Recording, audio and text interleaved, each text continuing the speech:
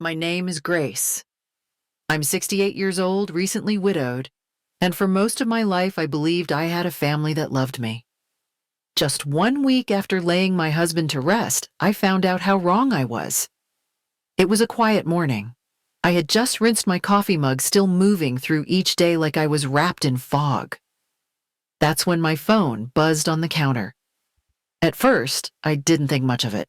Maybe it was a neighbor checking in or one of those sympathy texts that still trickled in. But when I looked down and saw my son's name, Mark, something in my chest tightened.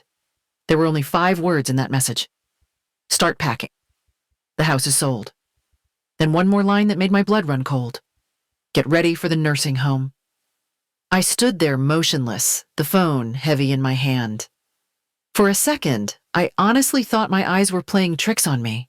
Maybe I was still too deep in grief. Maybe I misread it. But no. The words didn't change, and neither did the sinking feeling in my stomach. Mark. My firstborn. The boy I once stayed up all night with when he had a fever, the one I cheered for at every baseball game, the young man I'd prayed over more times than I could count. That same boy had just decided I no longer had a place in my own home. He didn't call. He didn't ask. Just a text. Like I was an old lamp that needed to be moved into storage. I felt something sharp and hollow rise in my chest, a laugh that never made it out. My hand shook as I set the phone down, afraid that if I dropped it, the last pieces of my life would shatter along with it. I wanted to believe it was a mistake, that Mark had worded it wrong, or maybe he meant something else entirely. But deep down, I knew. It was real, and it was intentional. I leaned against the counter, trying to catch my breath. I hadn't even finished mourning David, my husband, the man I spent 42 years with. And now my own child was telling me to pack my things like I didn't belong here anymore. The silence in the house was unbearable. I looked around at the pictures still lining the walls. David is smiling on our porch. Mark is holding his first bike. Claire in her graduation gown. All those years, all that love, now reduced to a single text. I remember whispering to myself, this can't be happening. But it was. And I had no idea that this message wasn't the end of my world. It was the beginning of a story I never thought I'd have to tell. The phone rang, just as I was about to respond to that awful message. Mark's name flashed across the screen again, and my stomach tightened. I answered, hoping foolishly that maybe this was some kind of misunderstanding. He didn't waste time. He jumped right in, sounding like he was finishing a business call. Did you get my text? I said I did. I asked him to explain. His voice was calm, too calm. There's nothing to explain, Mom. We found a buyer. It's a cash offer. Gregory handled the paperwork. It's already moving forward. Gregory. Lisa's cousin, a realtor. I barely knew him. But apparently he knew enough to sell the home I'd lived in for over 3 decades. Mark kept talking like it was all routine. He said it was time. The house was too big, too much to manage. That Claire had the perfect setup for me. A finished basement with a separate entrance, my own bathroom. I'd have privacy. My throat tightened at the way he said it, like he was offering me a hotel room, not exile. Like I should thank him. I asked him why he didn't ask me. He thought it was his decision to make. He sighed, said I was grieving, that I wasn't thinking clearly. But they were. They had discussed it. It was already done. I stood in the middle of my kitchen holding the phone like it weighed 50 pounds, my own child talking about me like I was someone to be managed, someone to be handled, a situation to be resolved. I didn't recognize the voice on the other end. It was cold, controlled, and it belonged to someone who had already made up his mind. I wanted to scream, but all I said was, "This is my home." His answer cut straight through me. Not anymore. After the call ended, I stood in the kitchen for what felt like hours. The silence pressed against me thick and heavy. My heart thudded with something I hadn't felt in days, fear, but mixed with something else I couldn't quite name yet. I walked down the hall to David's study. I hadn't been in there since the funeral. His scent still lingered soft and familiar like old leather and pine. I hesitated by the desk, then slowly reached for the bottom drawer, the one he once told me to open if things ever got ugly. My fingers trembled as I pulled it open. Inside was a blue folder thicker than I expected. I sat down, laid it on the desk, and opened it with care I didn't know I still had in me. The first page was a bank statement all in my name. The next was a stack of investment summaries, stable and healthy. And then I saw it. A deed. Arizona, a villa, paid in full. I stared at the words blinking hard. My name, my property. David had bought it quietly. He never told the kids. Never mentioned it out loud again. But I remembered now the way he touched my hand that day, months ago, and said, "If things ever get ugly, you'll know what to do." There was an envelope tucked into the folder taped down with my name on it in his handwriting. I didn't open it, not yet. I wasn't ready. But I pressed it against my chest and felt the weight of everything shift. I wasn't powerless. I wasn't trapped. They thought I had nothing. They were wrong. I still had something they couldn't touch. And now I had a choice. When Mark called again that evening, his voice was lighter, like everything was falling into place. He asked if I was ready to sign the papers. I let out a small sigh and said, maybe he was right. Maybe the house was too much for me now. There was a pause on the line. Then he thanked me almost too quickly, like a man closing a deal. I told him I just needed one more night here. One night to say goodbye properly. He hesitated, then agreed, but reminded me not to change my mind. I promised I wouldn't. And I meant it, just not in the way he thought. The moment we hung up, I stood quietly in the hallway, letting the weight of that lie settle. I moved slowly through the house, running my fingers along the walls, every surface still holding pieces of my life. This wasn't a goodbye. It was a farewell on my terms. I opened closets and pulled down boxes, but not to pack my things. I had something else in mind, something far more permanent. That night, I didn't cry. I didn't rage. I planned. While they thought I was mourning my house, I was securing my freedom.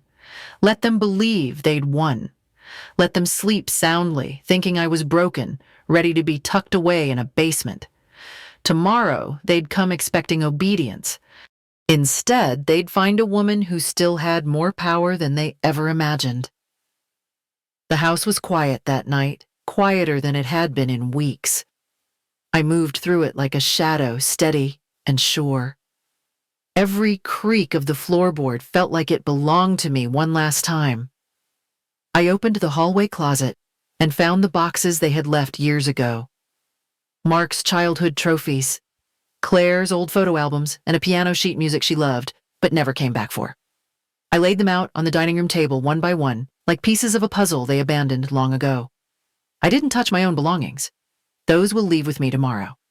Instead, I wrapped their memories with care, not out of love, but out of finality. I was done carrying them. Each box I sealed was labeled in thick black marker. Mark, Claire. Nothing more. No notes. No guilt. Just a quiet message. This is yours. Take it back. By the time the sky turned to the color of ash, the living room was filled with stacks of labeled boxes. I stood back and looked at them like someone viewing the closing scene of a long, complicated play. This wasn't anger, it was closure. They had tried to erase me from my own life, so I erased my presence from theirs, one sealed memory at a time. Let them unpack it. Let them sit with what they left behind. I wasn't giving up. I was walking away. And that made all the difference. The movers had just loaded the last box when the front door flew open so hard it rattled the frame. Mark stormed in, his face flushed papers in one hand and his phone in the other. He stopped cold when he saw the empty hallway. What the hell is going on? His voice cut through the air like a blade. I looked up from the kitchen and smoothed the front of my blouse. Good morning, I said calmly. You're early. He marched toward me, waving the stack of papers like a threat. I told you we were coming to get your signature, not to find the place half empty. What is this? I stood still. Just packing like you told me. He looked around wildly, realization sinking in. Where is everything going? I told you we had a plan. You were going to Claire's. Gregory said a lot of things, I replied. None of them mattered. His jaw twitched and his voice grew sharp. You're making a huge mistake, Mom. You can't just decide to leave. Where are you even going? Before I could answer, his phone lit up. Claire. He stabbed the screen and put it on speaker. She's losing it, he barked. She's shipping everything away. Mom, what are you doing? Claire's voice shrieked from the phone. This is not what we agreed on. I stepped forward, slow and steady. We didn't agree on anything I said. You decided, then informed me. That's not how this works. You're being irrational, Claire snapped. This is for your own good. I picked up the blue folder from the counter and held it up. You can't sell what you don't own. For a moment, there was only silence. Then Claire's voice cracked, full of disbelief. What do you mean it's not being sold? I met Mark's eyes and smiled. Exactly what I said. Mark looked stunned, like the air had been knocked out of him. I saw it, the flicker of fear behind his anger. And in that moment, I knew. I had taken back control. After Mark stormed out, I sat at the kitchen table, the house oddly still around me. Something in my gut told me to check everything. I opened David's old laptop and logged into the account he once used for business, the one we had agreed never to touch unless it was truly an emergency. My breath caught when the numbers appeared. Half of it was gone. Nearly $50,000 had been drained in 2 weeks, all transferred into an account under Mark's name. I stared at the screen, stunned. A cold wave ran through me, not just from the betrayal, but from the calculation it took to do something like that. My own son. My blood. He didn't just want my house, he was already helping himself to the rest. Before I could even process it, my phone buzzed again. An email. The subject line made my hands tremble. Notice of competency evaluation. I clicked it open and read the words over and over until they blurred. Claire had filed a request with the court. They weren't just trying to control my assets. They were planning to take legal custody of my life. They were going to claim I was incapable, that I couldn't manage my own affairs, that I needed a guardian. My children weren't just kicking me out of my home. They were trying to erase me entirely. But something shifted inside me. This wasn't sadness anymore. It wasn't a shock. It was fire, pure and steady. They thought they had won, that I would break, but I wasn't broken. I was ready. I opened a new tab and booked the flight to Arizona. One way. I wasn't just leaving a house. I was leaving everything they thought they controlled. The sun hadn't yet risen when the car pulled into the driveway. I had 2 suitcases at my feet, the rest already gone with the movers. I didn't look back at the house as I got into the car. I didn't need to. The drive to the airport felt like moving through someone else's life. I kept hearing David's voice in my head, soft but firm. Don't let them shrink your world. At the terminal, I moved slowly through security, every step heavier than the last, and yet lighter too.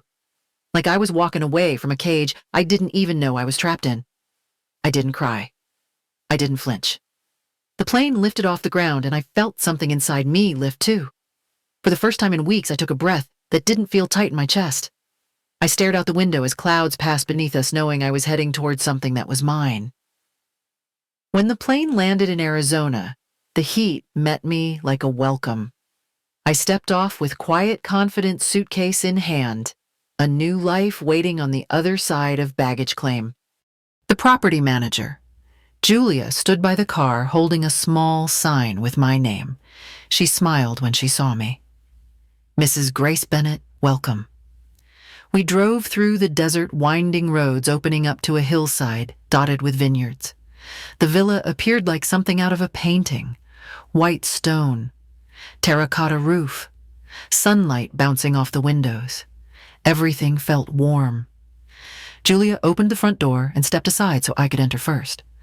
My shoes clicked softly on the tile, the cool air greeting me like a secret I had finally remembered. This wasn't just a house. It was a promise kept, a life reclaimed. and I was finally home. The afternoon light poured through the windows as I wandered through the villa, each room more beautiful than the last. I didn't rush. I let the silence wrap around me like a soft blanket, every breath a little deeper than the one before. In the bedroom on the top drawer of the nightstand, I found it.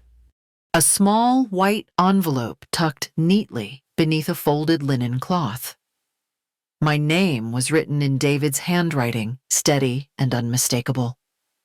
I sat down slowly on the edge of the bed, the envelope resting in my lap, like it held the weight of the entire past year. I traced his writing with my fingertip before finally sliding it open. Inside one slip of paper, one line. If you made it here, it means you chose yourself. I'm proud of you. I didn't cry out of grief this time. The tears came, but they were soft, clean, like water flowing after a long drought. I pressed the note to my chest and breathed in steady and full. He had seen this moment long before I could. He knew I would reach a breaking point, and he had left me something stronger than money. He left me permission. Permission to leave. Permission to live. For the first time since the funeral, I didn't feel broken. I felt whole. Not because someone saved me, but because I saved myself. And David had known I could. I closed my eyes and let the quiet settle again. Not heavy like before, but peaceful. This wasn't an ending.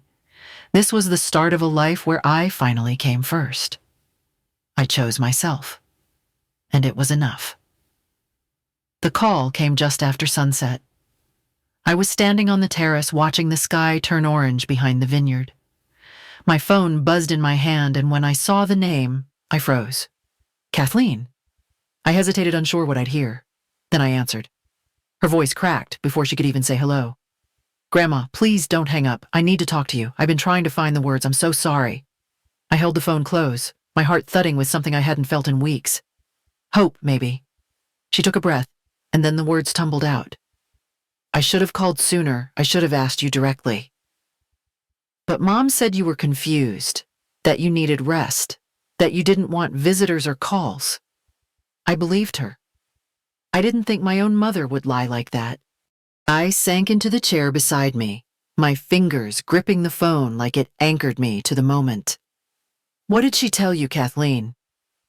She said you barely remembered things, that Grandpa's death had broken you, that any contact would just make it worse.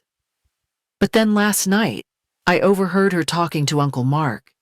They were arguing about the paperwork, about guardianship, about how to speed it up. My stomach tightened. I didn't say a word. I didn't need to. Kathleen's voice was shaking now. Grandma, they're trying to take everything, not just your house, your name, your choices, your whole life. I whispered her name and she broke completely. I hate myself for staying quiet, for letting them shut me out. I just wanted to do what was right. But they were lying. And now I see it. I see everything. You're here now, I said softly. That's what matters. She paused. No, Grandma. It's not enough. I want to come to you. I want to stay with you. I don't care what they say. I don't want to be part of their world anymore. My eyes burned as I looked out across the vineyard, the land David had quietly left for me. You're sure? Yes. I already booked a flight. I'll be there tomorrow if you let me.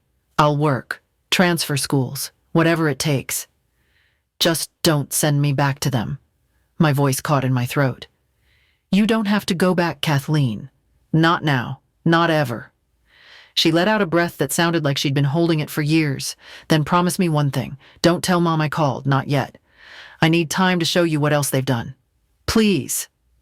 I looked down at the letter David left me, still resting on the table. My hands trembled, but my voice was steady. I promise. And for the first time since this all began, I didn't feel alone. I felt seen. I felt loved. And that changed everything. The morning air was warm but gentle, brushing against our faces as we sat on the porch. Kathleen had her legs curled up beneath her, a coffee mug in hand.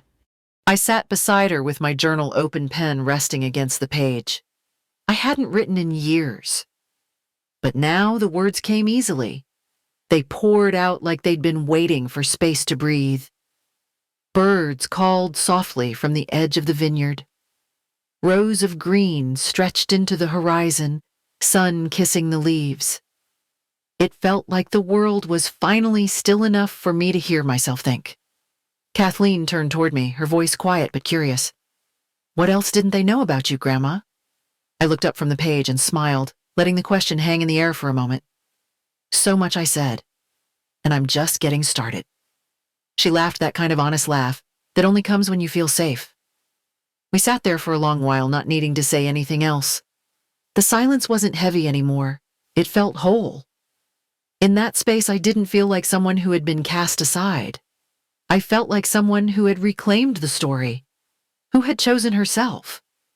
They called it selfish. They called it confused.